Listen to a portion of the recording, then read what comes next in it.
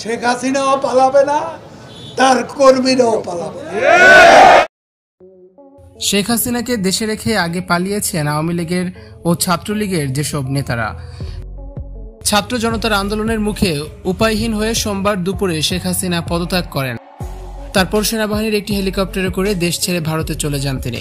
শেখ হাসিনা পদত্যাগ করার আগেই দেশ ছেড়ে পালিয়েছেন আওয়ামী লীগের অনেক শীর্ষ নেতা, আইন প্রণেতা ও মন্ত্রী।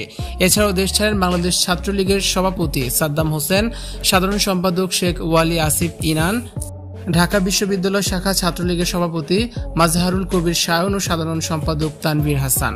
আওয়ামী লীগের সাধারণ সম্পাদক এবং সড়ক পরিবহন ও সেতুমন্ত্রী ওবায়দুল কাদের রোববার 4 আগস্ট রাতেই দেশ ত্যাগ করেছেন। তিনি নয়াদিল্লিতে গেছেন বলে একটি সূত্র নিশ্চিত করেছে।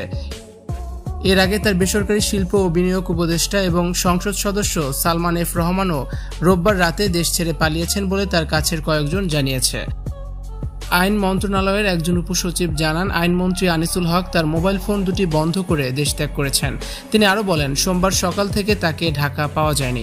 এছাড়া নারায়ণগঞ্জের বিতর্কিত সংসদ সদস্য শামীম ওসমানও গত সপ্তাহের শেষের দিকে দেশ ছেড়ে পালিয়ে যান থাইল্যান্ডে।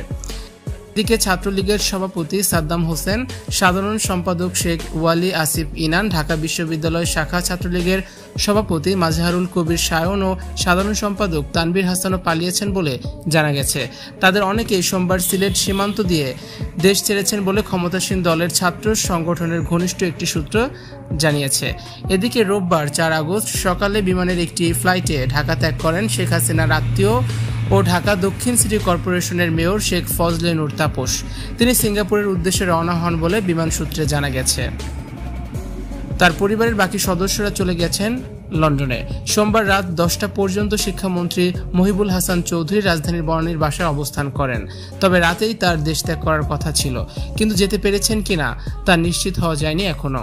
আওয়ামী লীগের সঙ্গে সম্পৃক্ত পুলিশের ঊর্ধ্বতন কর্মকর্তাদের অনেকেই নিজ বাসা বা সরকারি বাংলোতে না গিয়ে আত্মীয় স্বজনের বাড়িতে লুকিয়ে আছেন বলে পুলিশের বিভিন্ন সূত্রে থেকে জানা গেছে। এছাড়া গৃহায়ন ও গণপূর্ত মন্ত্রী উবায়দুল মুক্তাদির চৌধুরী সহ অন্যান্য মন্ত্রীরা যারা ঢাকায় রয়েছেন বা দেশ ছেড়ে পালিয়ে যেতে পারেননি, তারা স্বজনদের বাসায় লুকিয়ে আছেন।